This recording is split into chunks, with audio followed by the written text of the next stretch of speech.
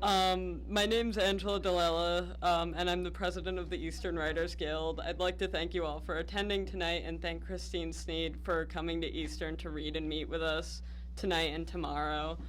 Just as a little introduction, Christine Sneed is not only a creative writing professor at Northwestern University and Pacific University for their MFA programs, but she's also the author of two critically acclaimed books, the novel Little Known Facts, which I believe she'll be reading from tonight, and a collection of short stories, portraits of a few of the people I've made cry, and many other critically acclaimed poems and short stories. Christine's work has been published in a wide range of literary magazines, such as the New England Review, Plowshares, Meridian, just to name a few. There's a huge list. And in anthologies such as the O. Henry Prize Stories collection and the Best American Short Stories 2008. Her poetry has been nominated for several Pushcart Prizes. She has also received the 2010 Los Angeles Times Book Prize, the 2009 AWP Grace Paley Prize, and as I said, her novel Portraits of a Few of the People I've Made Cry was chosen as Book of the Year by Chicago's Writers Association for Traditionally Published Fiction. The John C. Zacharis, perhaps is how you pronounce that, and the Frank O'Connor International Short Story Prize. Critics have praised her work as great, canny, wry, observant, inventive in style, rich in character, compelling, effortless page turner, ensnaring, culturally vibrant, brimming with superb dialogue, a sharp sense of scene and narrative pace, emotional/psychological clarity, and a bracing humanity, blazing pieces of works. Every review or critic's quote mentions Christine's amazing ability to flesh out her characters. Every single character is completely palpable and whole in every respect. Even minor characters are realistic, fleshed out, and given complicated mental processes and backstories. And I think because of that realism poured into every character, her stories turn into borderline creative nonfiction stories. As I started reading Christine's works in preparation, I actually thought many of them were creative nonfiction or based heavily in reality. And ironically, in her story and portraits, Interview with the Second Wife, an interviewer attempting to interview a late author's second wife asks the wife, more or less, if his stories are exactly that. So I thought that was a little funny. Personally, I'm very impressed with Christine's ability as a writer, and her work is definitely worthy of the praise she has received. So I just want to say we're delighted to have you here at Eastern today, and that said, I'd like to welcome you to read. So.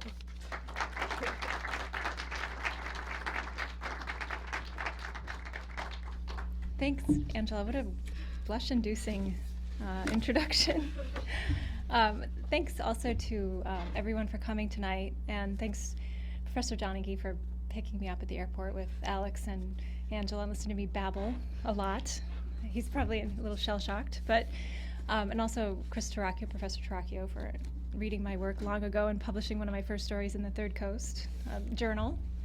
I know that made my day, so it still does make my day when I get a story accepted. I'm going to read part of Chapter 4 from Little Known Facts, which is, it was actually published as a story in last year in the New England Review.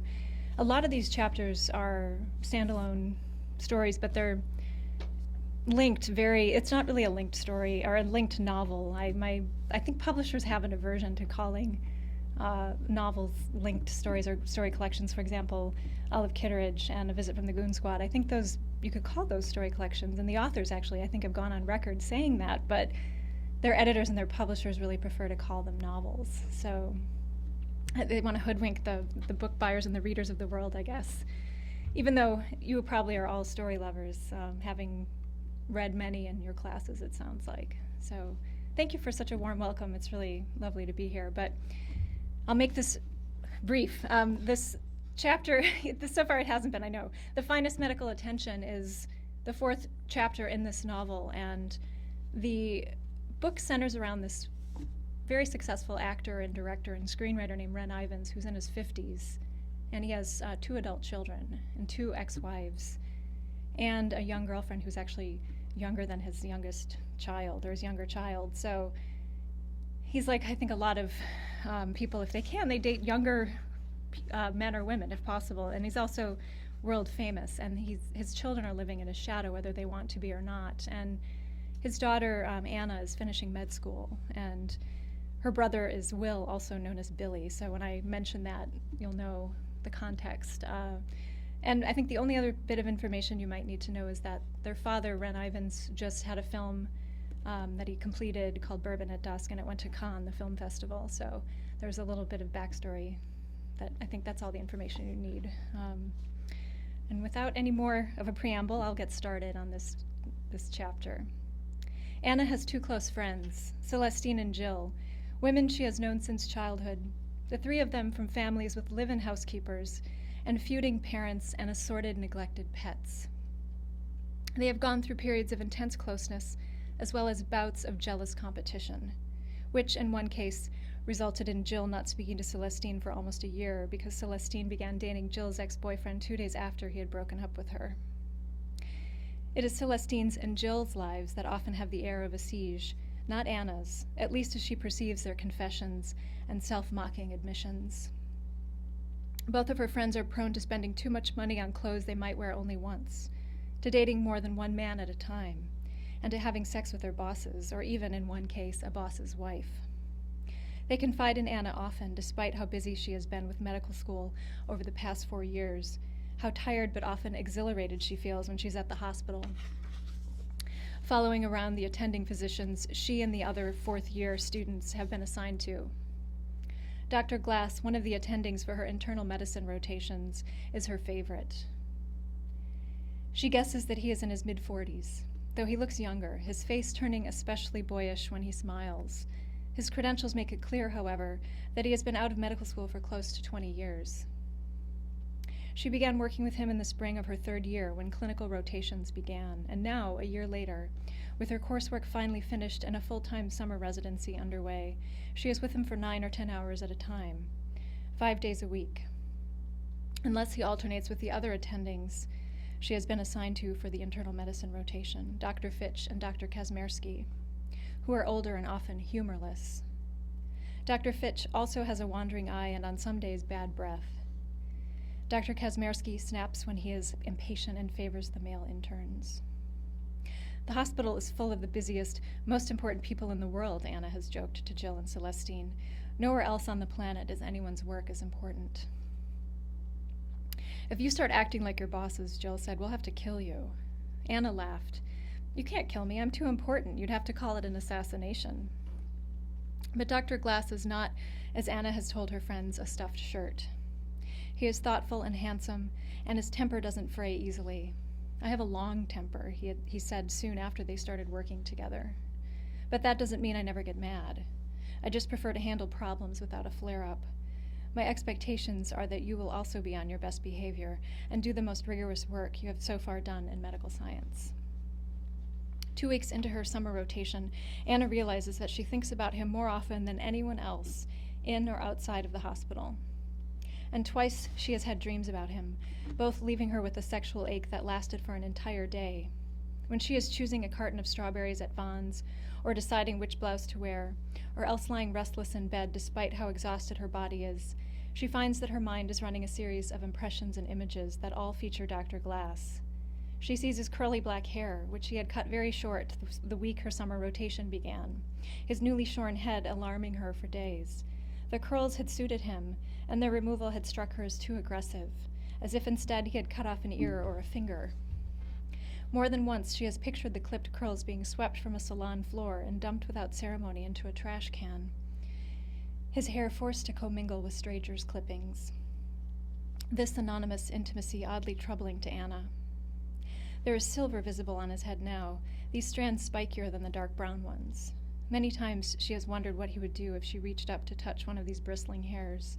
She thinks that he likes her too, not necessarily in the same way that she likes him, but he seems to keep his gaze on her longer than on any of her classmates.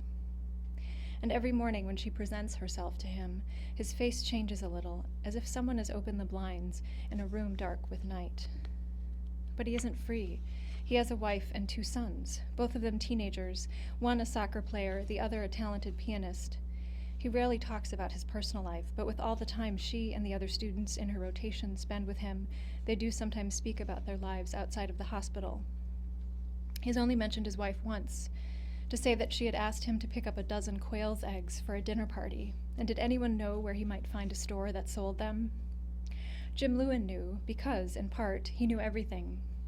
Anna did not know where to buy quail's eggs, and couldn't imagine what Dr. Glass's wife planned to do with them. She went home that night and looked them up on the web and found 2 stores that sold them, both within an 8-mile drive of the medical center. She sent an email to Dr. Glass with the store names and addresses, but he didn't respond, not even to thank her, until an entire week had passed.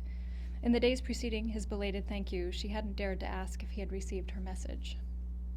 The quail eggs had come up in the spring of Anna's 4th year during a 6-week internal medicine rotation, 6 whole weeks with Dr. Glass, Monday through Thursday,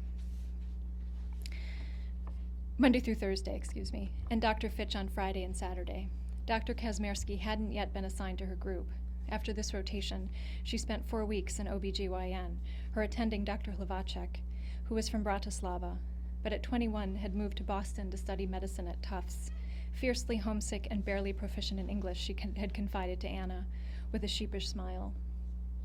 Her English was now nearly flawless, and she was also beautiful, but not, it seemed, overly preoccupied with the power this beauty imparted her.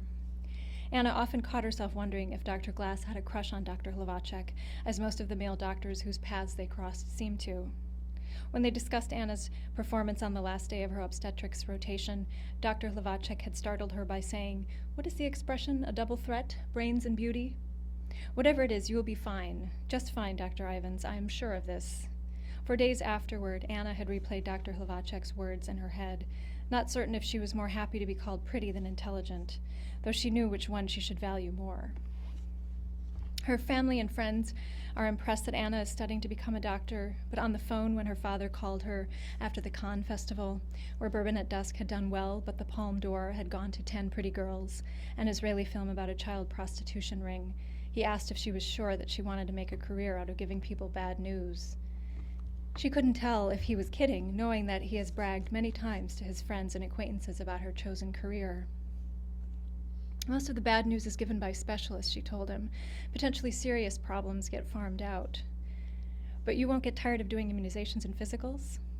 I don't think so. They'll be a relief because I'll have to do other things like lancing boils and stitching split lips. She laughed. No, seriously, what I want is to have real relationships with my patients, like a lot of doctors used to before the insurance companies took over and made everything so bureaucratic. Those insurance companies are your bread and butter, he said. Or they would be if it weren't for me. If Dr. Glass knows who her father is, he isn't interested, or else he refuses to show it. She can't see him asking her the usual questions. What was it like to grow up with him, with a movie star as your father? Why didn't you go into acting too? Or did you and it didn't work out? Which of his movies is your favorite? Is he a decent guy? For real? Come on, you can tell me.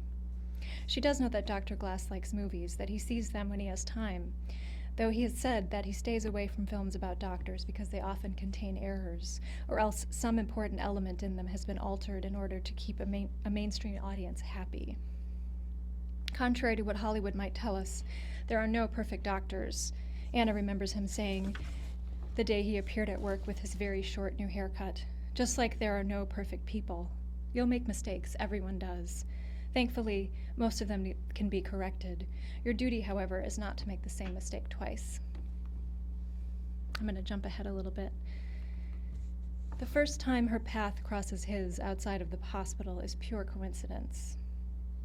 She is walking past a sandwich shop in Marina del Rey after visiting Jill at her new apartment. Her friend having moved from North Hollywood, where she had lived since college, because, she said, only half joking, that she had used up all of the interesting straight men there. Her new place has a view of the Pacific and is so pleasant and spacious that for a few minutes Anna thought about looking at a unit for sale on another floor. But the effort required to move when she is already so busy makes the idea too daunting. Dr. Glass is sitting by himself at an outdoor table, eating a salad and reading a book, one whose title she can't see. She isn't sure if she should bother him and timidly turns her face away, but he looks up at the same moment and calls her name. Her heart begins to beat so forcefully that she wonders if he will see it pounding beneath the thin fabric of her blouse. With her denim miniskirt and hair in 2 long ponytails, she knows that she doesn't look professional. She suspects that she might even look silly. Hardly a woman to take seriously, let alone to entrust anyone's life to. At the hospital, she always gathers her light brown hair, which is the same color as her father's, and as thick, into a bun. "I didn't know you lived in the marina," says Dr. Glass, motioning for her to sit down. He's wearing a pale green cotton shirt, a color that suits him. His hair is starting to grow out, too, and with his dark stubble and wire-rimmed glasses, he looks especially handsome. "I don't, but I have a friend who just moved here. She wanted to be close to the beach, and she doesn't mind the crowds." She sits in the chair across from him, careful to pull her skirt down as far as it will go, but it stays well above her knees, one of which has a blue-green bruise the size of a quarter. "But you do?" Anna nods. "I like it quiet when I'm home. There are too many cars here anyway. It took me 15 minutes to find a parking spot." "There are too many cars everywhere." She smiles. "That's true." "Where do you live if not here?" he asks, dabbing at his mouth with a napkin.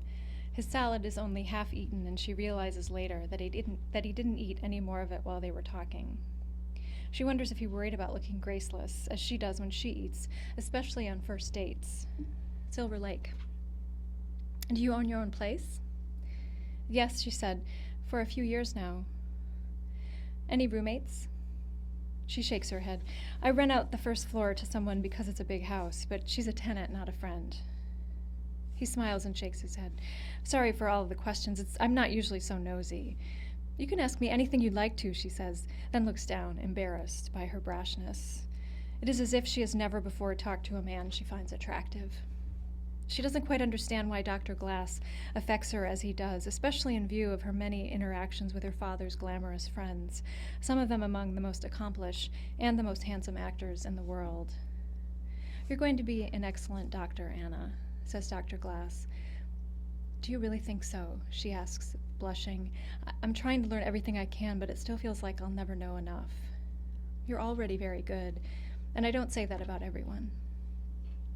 "Jim's better than I am," she says, then cringes inwardly. He shakes his head. "He's different, not better." "Well, he notices everything. That won't always be the case, but he is very bright. There are plenty more experienced doctors out there who aren't as sharp as you two." She wonders if he will remember this conversation later and wish that he hadn't been so frank. She has no idea if he is flirting or simply being indiscreet. She glances at the hand that rests next to his water glass and sees his platinum wedding band, an intricate ivy pattern etched onto it. "I should let you get back to your lunch," she says. No, please stay as long as you'd like to. You're not interrupting me. It's nice to see you outside of the hospital." He pauses. "I know it was a while ago, but I wanted to thank you again for sending that email about the quail's eggs. I felt bad about not replying sooner. I didn't end up needing them. All my wife talked about for a week were those ridiculous eggs, and then at the last minute she changed her mind." She looks at him, surprised. "Really? If you need them in the future, at least you'll know where to go now." "I don't think we will. No more dinner parties, at least not for a while, if I have my way. They're always much more disappointing and expensive than my wife thinks they'll be." "Well, I've only hosted one. It was small, but it was still a lot of work. I'd rather just go to a restaurant." He smiles, motioning to his plate. "I guess that's obvious." "Well, I should let you finish your salad," she says, and stands up, wondering if he will see the bruise on her knee. The sudden wild thought arrives. Will he think that she got it during sex? She doesn't remember how it happened, but it wasn't from that. She hasn't slept with anyone in 4 months, since an ex-boyfriend visited from Tucson. Because they were both single, she let him stay with her while he was in town for a conference. During medical school, it has been hard to find time to date, and aside from her classmates, many of whom are already attached, she meets so few men she would consider dating. Her mother and brother, both unhappily single, wonder why she doesn't complain more about not having a boyfriend. What she doesn't tell them is that she misses having a sex life, but not the effort of keeping a relationship from going flat and finding the time and space for a boyfriend in her already crowded life. Dr. Glass is the first man in a while to whom she's had an immediate visceral response, but the ethics of their situation are undebatable. A professional relationship, nothing else. Even a platonic friendship outside of the hospital would be frowned upon, at least while she is still his intern. You were the only one in your group who suggested that the zoster virus Grace Whiting is suffering from might be a sign that her breast cancer is out of remission. Not everyone remembers this possibility. She smiles, her eyes on the table. The pleasure of his praise is almost unbearable. And her competitiveness shames her. She hadn't realized before today just how much it bothered her that Jim Lewin is considered more of a star student than she is. Well, I hope I'm wrong for Mrs. Whiting's sake, she murmurs. I do too, but what's most important is that you thought of it. I ordered some tests and we'll know more in a couple of days. She glances toward the street where a group of shirtless boys in swim trunks are walking noisily by. She would like very much to stay with Dr. Glass for a while longer, but she can't believe that he truly wants her company. There is also the chance that his wife and sons will ambush them, and that he will act like it is the most ordinary thing in the world for him to be sitting at a restaurant with one of his young interns, a woman who also happens to have a crush on him, something he must sense, something his wife would also be likely to sense. Oh, and by the way, did Mrs. Glass know that the intern's father is Ren Ivins, the movie star? Though Anna and Dr. Glass have never discussed this, she does not want her father's shadow to intrude on this private area of her life, this guilty but sexy possibility, at least until she gets to know Dr. Glass better, if she will be given the chance. And it seems likely that she will be. When she has made up her mind not to linger any longer, he smiles and says in a light tone, "I'm here at this time on most Sundays. You have an open invitation to join me whenever you're in the neighborhood." He extends his hand and she grasps it, realizing that this is the first time they have made a point of touching each other, aside from the day they met when they also shook hands. Her palm keeps tingling as she walks to her car, and she nearly forgets where she parked it. It is as if she is in 9th grade again, and has just received the first love letter of her life. On the drive home, she thinks of calling Jill and Celestine, but she knows that they would both tell her to accept his invitation and whatever it implies. Go next Sunday and the Sunday after that. He wants you. Of course he does. Why else would he ask you? If you won't go, I'll go in your place, especially if he's as cute as you say. Both of her friends have always been a step ahead of her, both having lost their virginity at 15, almost 3 years before Anna did, both pressuring her to loosen up and do it too. What was she waiting for? Obviously, she had no clue, otherwise she wouldn't be sitting around with her legs crossed morning and night. But Anna knew even then that neither of them were necessarily happier after sleeping with boys who went on to snicker with other boys about what they had done. Jill angrily defiant about the rumors until she learned to ignore them. Celestine, however, had trouble ignoring them. It was easier to humiliate her, her Catholic mother having indoctrinated her from a very young age with the directive that nice girls don't. Jill's response to this had long been, nice girls do, but don't admit it. By the time Anna walked through her front door, she has already imagined him leaving his wife for her, introducing her to his surly sons, whom she will quickly win over because her father is a movie star. She can see herself giving up her earlier intention to do a residency in some dangerous and impoverished area of the LA sprawl because she does not want to risk being killed or assaulted if she has him to come home to at night. She remembers something her mother once said about Anna's father during the divorce proceedings, that the brain shrinks to the size of a walnut when sex is in the equation, which, incidentally, is about the size of quite a few animal brains. Your father can't think properly because he's forfeited most of his brain cells. He wants to keep them from getting in the way of his dick. At this time, Anna was angry with her mother, but also unsure if she really understood the insult. She had just turned 11, and when she later repeated their mother's words to her brother, he had looked at her and said, well, she's right, but so what? Men are supposed to think with their dicks. He was 12, and it wasn't until years later that she realized how cynical his response was. She didn't believe that she shared his cynicism, but having been raised by the same parents, who had conferred to them many of the same genes, she wasn't sure how this could be possible. It wasn't until medical school that she finally understood how his moodiness, his air of aggrievement, and difficulty in yielding to any potentially joyful impulse were not qualities that she also possessed, one simply waiting for the proper conditions to express themselves. I'm going to jump ahead a little bit to read the last few pages of the chapter. All week during her ICU rotation with 2 doctors who are related in some obscure way, the spouse of a cousin, the aunt of a nephew's wife, Anna thinks of her impending date with Dr. Glass and tries to convince herself to call and tell him that her plans have changed or that she simply thinks they had better not. I guess I should say that she's seen him again in the marina, and he asked her to have another lunch with him at a place near her house. So she's got plans to rendezvous with him at this Indian place down the block from where she lives.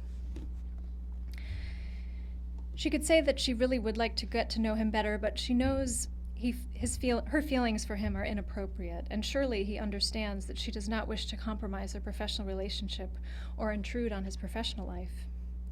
But she doesn't do it, doesn't want to do it. It has been so long since she has felt as excited about a man, and despite her fatigue each night after the long hours at the hospital, she's gone out to buy a new skirt and blouse, along with a black silk bra and matching thong, these two items alone costing her $150.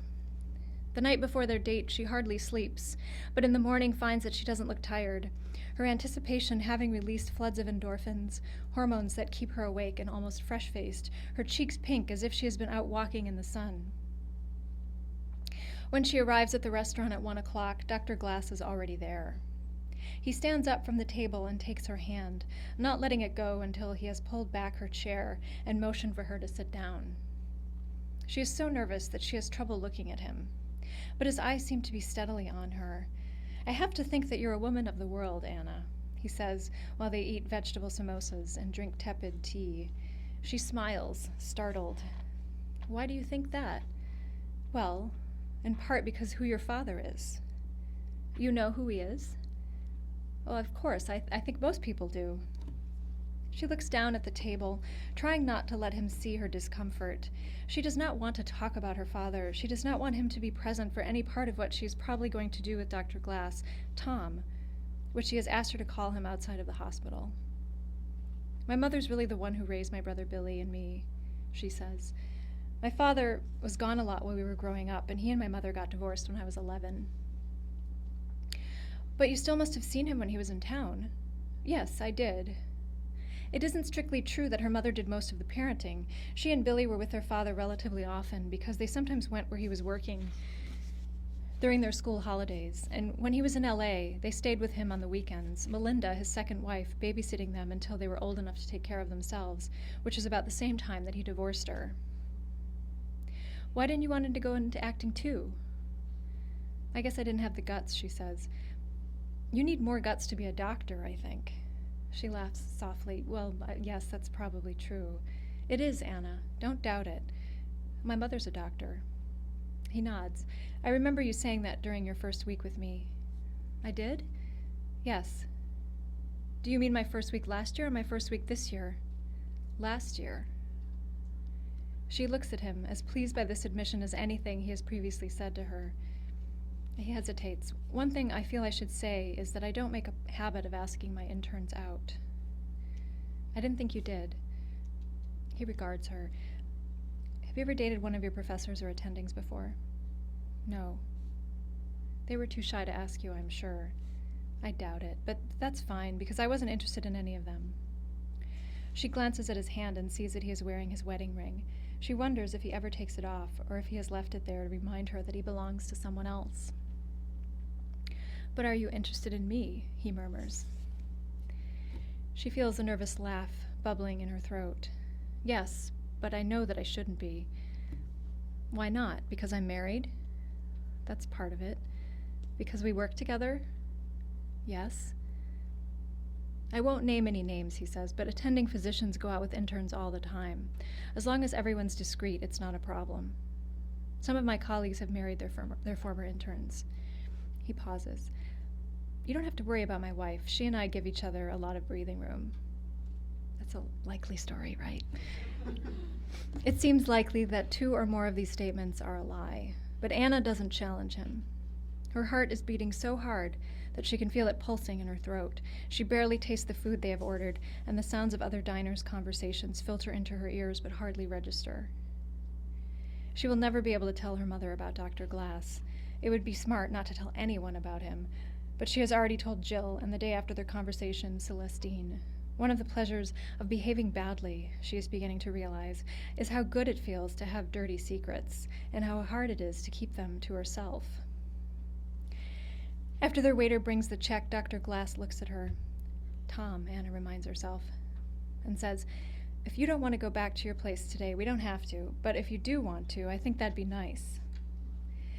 Is this how it's done, she wonders, surprised by how naive she feels, knowing what she does about the rarefied plane her father inhabits, about the things that the people he works with sometimes do, how some of them have lovers in cities all over the world, how some have been treated for sex addiction, which has always seemed to her a surreal ailment to be cured of.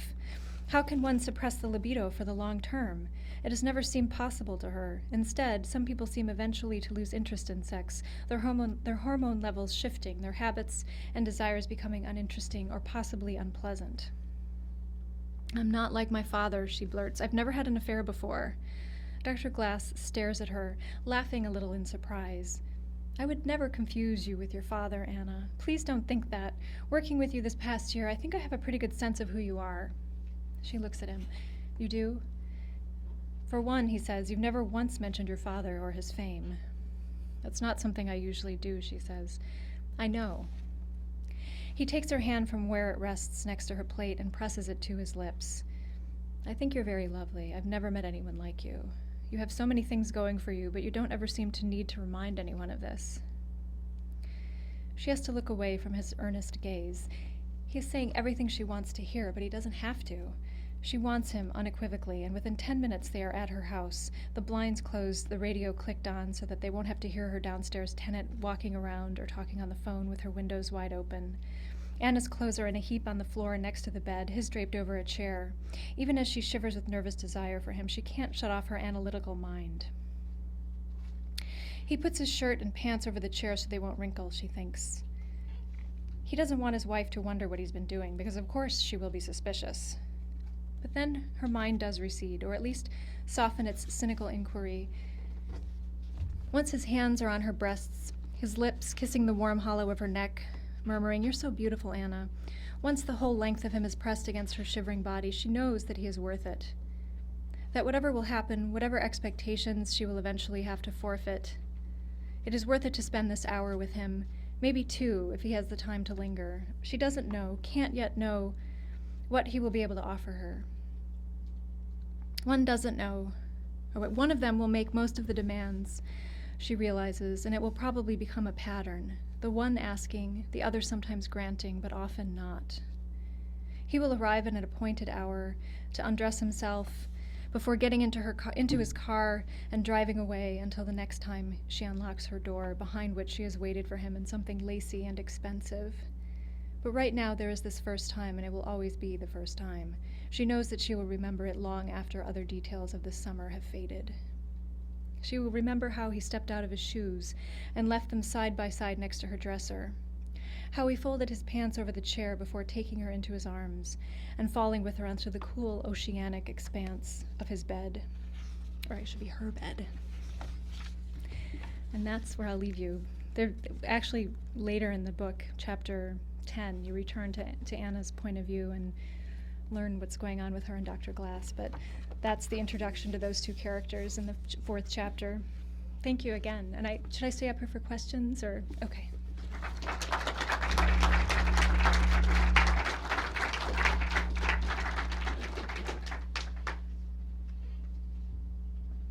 I should say now that this is not autobiographical. And actually the stories, if you've read some of the stories in Portraits, I always tell people, don't worry, I'm not writing about myself in those stories either, because especially the first story, Quality of Life, the protagonist is really put through the paces, I think you could say. Thankfully, it's real fiction. Yes, Alex. I'll start. Going off of that, where do you draw inspiration for those sort of stories if they're not autobiographical? Do you look at other people or movies or anything like that? Is there anything that you do? When I actually, this book and that chapter that I just read, the initial idea for it was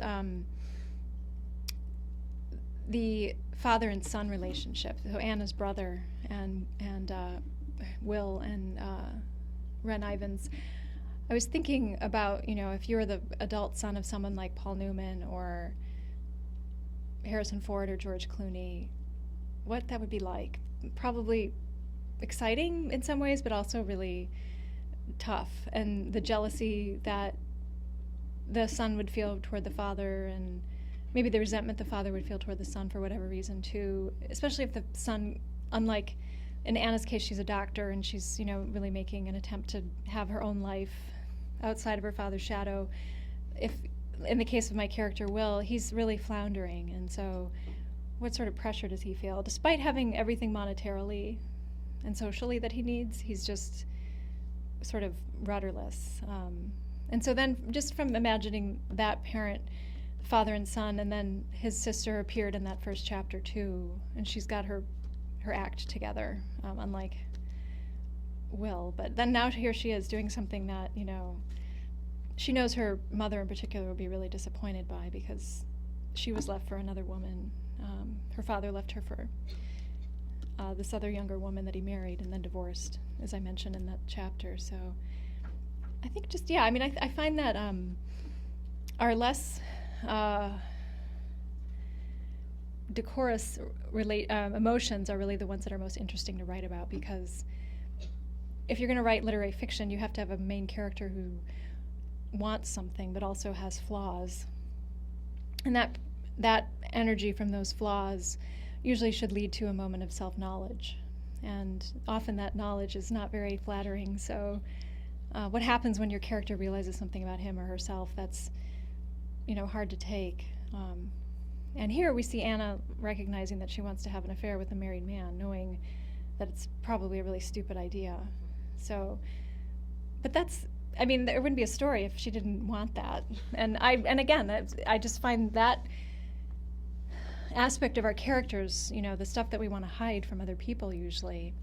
Well, maybe not so much anymore with Facebook. And it seems like everyone's like confessing their most, embarrassing predilections and secrets on Facebook. But it used to be that we were somewhat discreet. Anyway, that's a very long answer. Does anyone have another question?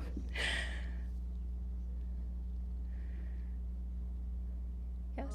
So I noticed that in portraits too, there are a lot of stories with a relationship with a much older man, like 12 plus 12. She's 24. 30, and he's 54, yeah. Mm-hmm. 12 plus 12 is the only way she can comprehend it. Is that, were you just taking that situation and just working it out because it's interesting to what if it was like this or what if it was like that, or was maybe there's someone you knew and it's just so weird to you that you had to figure out a way to work it out? That's a good question. I get that fairly often because I do have a lot of May-December romances in my work, and I think, any relationship, any romantic relationship is challenging usually. After a certain point, certainly it becomes challenging. And having a big age difference is more, work, I think, for both parties to, that's more for them to think about and confront. But I also am interested in desire, why would a woman who's 20 be interested in a man who's 50, aside from maybe he's got a lot of money? That's the stereotype. I don't think that's the only reason. It might be one reason, but I'm sure there are plenty of young women, or in some cases younger men dating older women who, there's really no economic disparity. It's just an age disparity. So, and there's always the discussion of the girl's looking for a father figure, the young man, the boy is looking for a maternal figure, I guess. I don't know. That's not discussed as much as the younger woman, older man. But I think there's certainly a power aspect too, that is intriguing for me to think about. I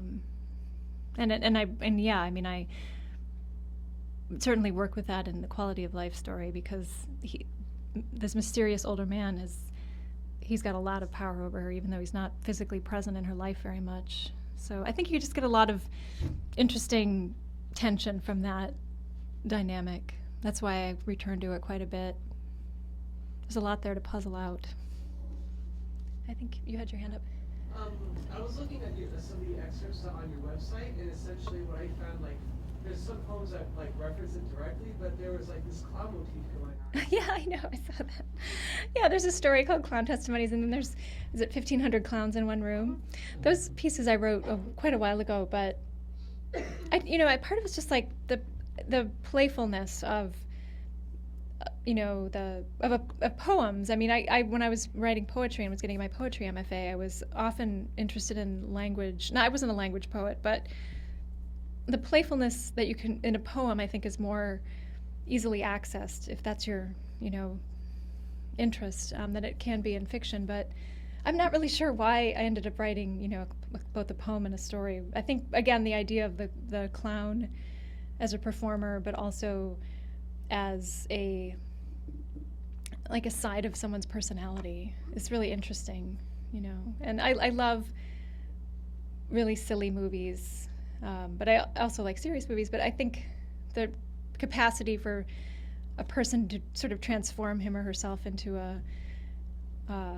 not like a circus clown, but just to be the life of the party. That's another interesting. The lively demeanor. Yeah, like why would someone want to draw attention to himself or herself in that way? And it's just, I mean, again, you could say the class clown. There's so many different ways to. Sorry, I keep touching this and then it makes that ominous noise. But yeah. Anyway, I think it was just something fun that I was working with at that time. Oh, wonderful. Thank you. Thanks. Yes, Dan. Do you have any general advice for people in writing about relationships, especially romantic relationships? I do, yeah. Proceed at your own risk. Don't use autobiographical material with real names. Don't read each other's journals. I would really advise against that. I think the thing is, maybe I'll approach it directly as dialogue, maybe. Like if you're writing about a couple that's fighting, or they're having some sort of confrontation in a story, one thing that I think about with dialogue is how do you show the power balance? And one person in the room or in that couple probably has more power than the other. How are you going to show that on the page? And also, along those lines, dialogue that works, I think, obviously sounds like something someone would say, but it's often not what you think they're going to say at that moment. And that not like you need to have a character spouting so many non sequiturs that it becomes, absurd, but for example, if you have a woman sitting in a room and her husband comes in and he says, what are we having for dinner? And she looks up at him, having heard the question but not really registered it, and says, I really don't want to go to your parents this weekend. That is something that would happen. And so putting that on the page and sort of, circuitously getting at the heart of what's bothering this woman and where this couple is right now, that is exciting. And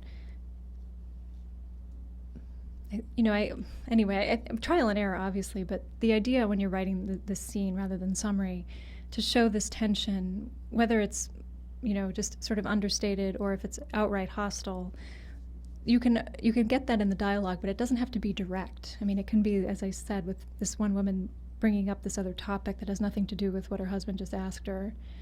And then also, it doesn't hurt to give yourself room to sketch in a notebook, like do a character sketch.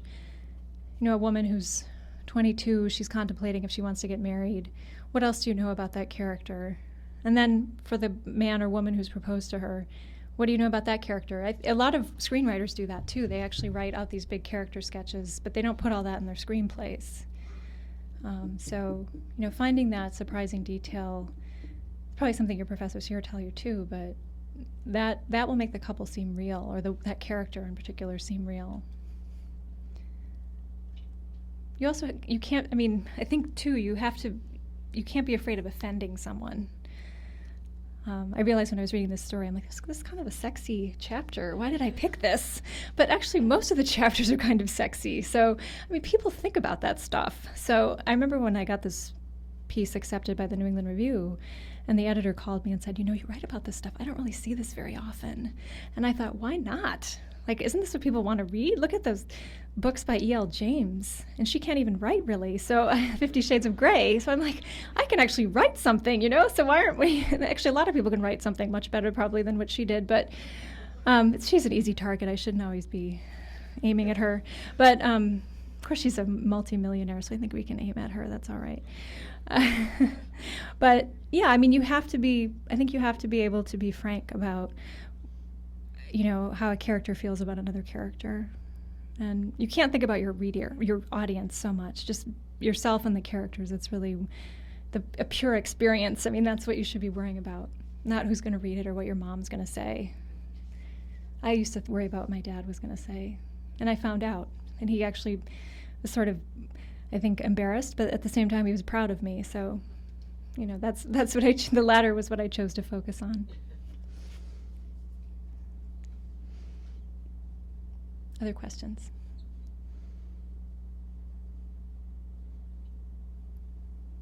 Anything else? Oh. The whole hospital scene, did you do some research on that? So to essentially make it kind of like a creative nonfiction autobiographical illusion? Well, I mean, I always think that I'm writing fiction. I don't really ever think of it as nonfiction, but when you're writing realist fiction set in contemporary society, some stuff has to be, accurate. Like if you're going to write, part of this book is based in New Orleans. And I've been there, so I know the city a little bit, but I had to check things, like when I put characters on one street and their hotel on another, where they're filming and where they're staying, I had to make sure there wasn't, too much distance between the two. But with the medical details, I actually know a fair amount about medicine. My mother's, she's not a medical doctor, but she's a veterinarian, and I have a number of friends who are doctors, so I checked some of the facts with them. A couple of people read that chapter ahead of time to make sure that it wasn't, that it wasn't real fiction, that those details were actually, verifiably correct. Yeah, thanks. Anything else, or is that, one more? You talked a little bit about your poetry. Do you kind of create in different forms for different reasons, or do you? I don't really write much poetry anymore. I did do a master's in fine arts in poetry, and there is actually one poem in this book that Will wrote to this woman that he's in love with. But for the most part, I just write prose now. But I do read poetry still, and I think regardless of what genre you write in, you should be familiar with other genres. You should read widely. It's a good idea, too. I know a lot of MFA programs require students to take workshops in other genres. I think it just helps you become a better writer no matter what. So occasionally I'll write a poem for like a friend or my parents, or if it's a birthday, or if I'm thinking about something. I have written a couple of poems here and there, especially when I've taught an intro to creative writing class where I teach both poetry and fiction. But for the most part, I'm just a prose writer now. Yeah. I think that's it, right? Okay. Thanks again, everyone. I really enjoyed being here. Thanks.